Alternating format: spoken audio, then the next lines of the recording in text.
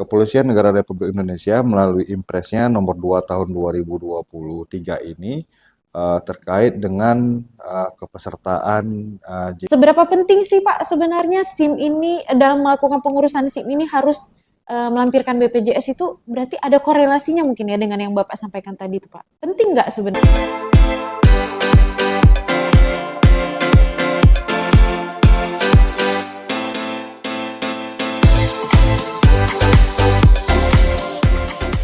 pengurusan SIM tersebut.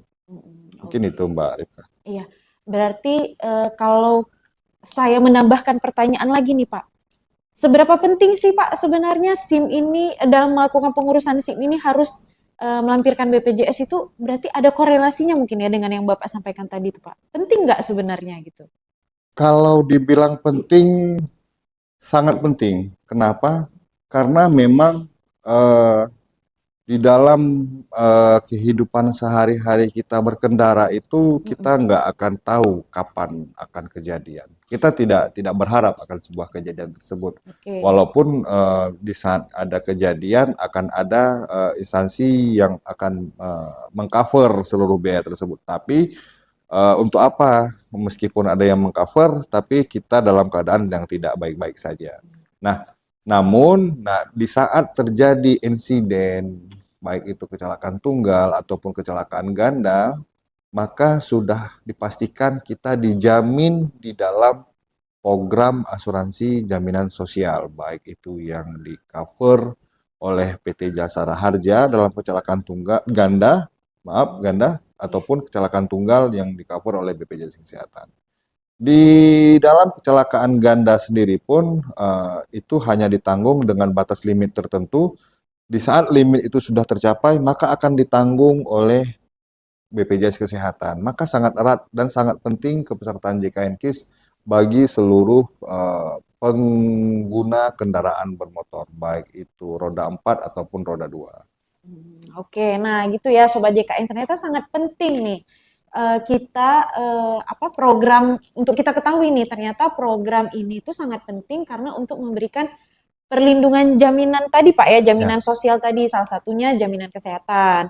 Nah, seperti yang disampaikan Pak TM tadi, jadi program ini tuh sama seperti sedia payung sebelum hujan ya Pak ya, nah memberikan perlindungan tuh di awal gitu. Jadi kita Sobat JKN itu sudah harus memprepare nih, jangan nanti waktu baru kejadian gitu Pak ya, baru melakukan pengurusan gitu.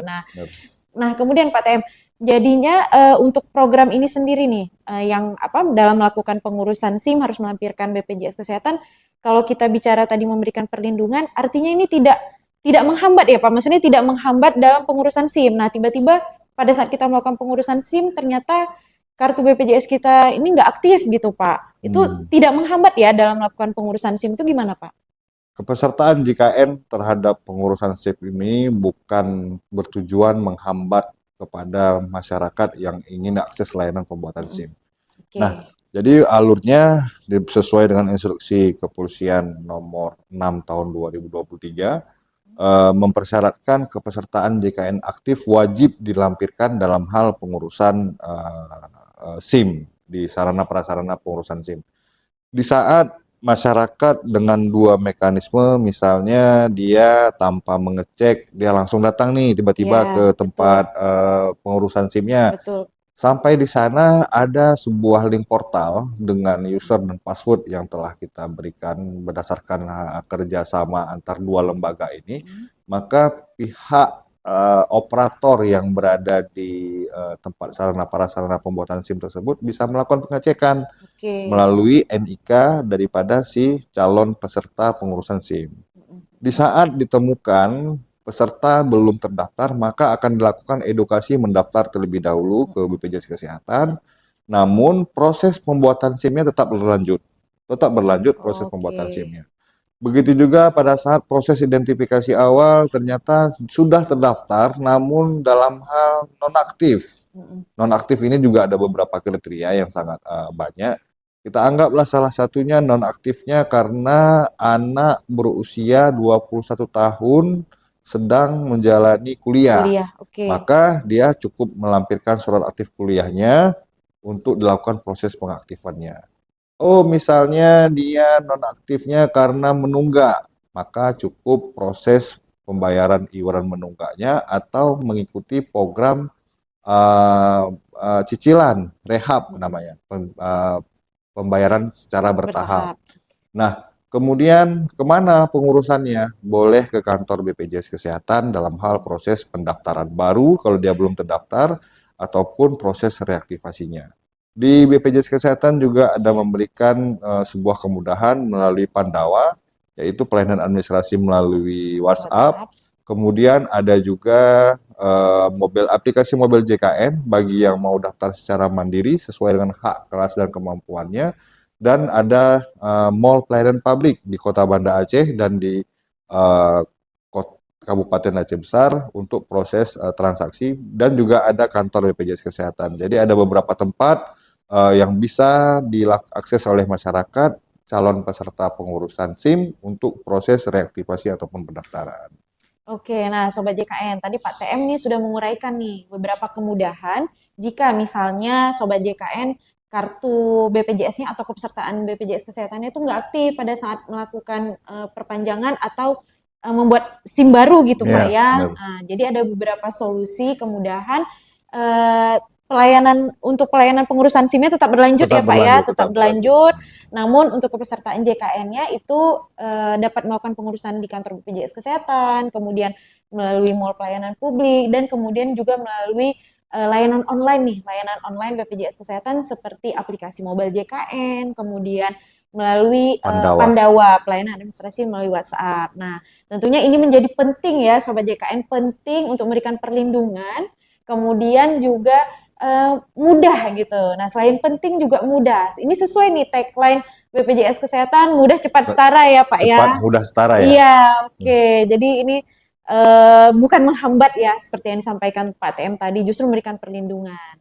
Nah, kemudian Pak TM, jadi setelah kita melakukan pengurusan tadi, pengurusan SIM, kemudian telah melakukan aktivasi nih jika tidak aktif atau belum terdaftarnya Sobat JKN dalam program JKN.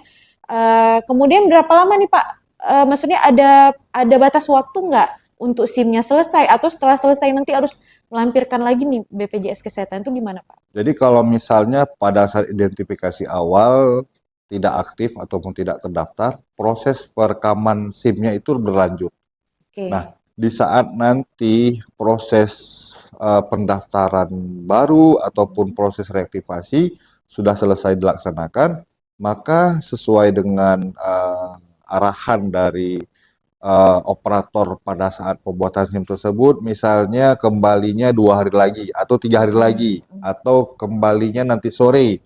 Nah, pada saat kita kembali lagi ke tempat sarana prasarana pengurusan SIM tersebut, maka akan dilakukan pengecekan kembali oleh petugas operator SIM, melihat perubahan status kepesertaan JKN KIS-nya, apakah sudah aktif ataupun sudah terdaftar. Jadi di situ akan melihat. Ada juga yang memang dia sudah terdaftar tapi posisinya nonaktif, maka itu cukup melampirkan virtual account bagi kepesertaan mandiri yang memang pada saat identifikasi awal belum terdaftar dan ingin melakukan pendaftaran dalam kepesertaan mandiri. Jadi cukup melampirkan virtual account-nya saja bahwa dia sudah terdaftar. Maka dengan hasil identifikasi pengecekan tersebut, maka baru diberikan SIM kepada si peserta tersebut. Oh ya, oke. Nah, berarti sangat mudah sekali sebenarnya nih Sobat JKN. Karena justru kita dalam melakukan pengurusan SIM, kita sudah terlindungi juga nih kesehatan kita. Jadi tidak ada yang perlu dikhawatirkan lagi. Namun juga tetap berhati-hati ya Pak ya dalam berkendara gitu ya. Jangan mentang-mentang nih udah ada SIM, kemudian BPJS-nya juga sudah aktif, sudah ada gitu. Jadi kita ugal-ugalan, nggak juga, tetap Sobat JKN mengikuti rambu-rambu lalu lintas ya di jalan raya gitu. Nah, Pak TM, untuk upaya yang sudah kita lakukan BPJS Kesehatan bersama Polri. Nah, ini kan terkait dua lembaga nih, BPJS Kesehatan dengan Polri. Nah, apa aja yang sudah dilakukan untuk mensosialisasikan kepada masyarakat? Karena kan masyarakat nih juga perlu tahu terhadap kebijakan atau program-program terbaru, itu kan masyarakat harus tahu gitu. Nah, upaya apa nih yang udah dilakukan bersama dengan Polri? Di dalam implementasi program Perpol nomor 6 tahun 2023 ini, pasti ada yang namanya monitoring dan evaluasi. Dari evaluasi yang telah dilakukan oleh kedua lembaga, kemarin kita sudah melakukan evaluasi pada akhir September 2024. Kita melihat sebenarnya eh, tujuan dari implementasi Perpol ini adalah sekaligus mewajibkan seluruh masyarakat itu terdaftar dalam program JKN. Oke. Jadi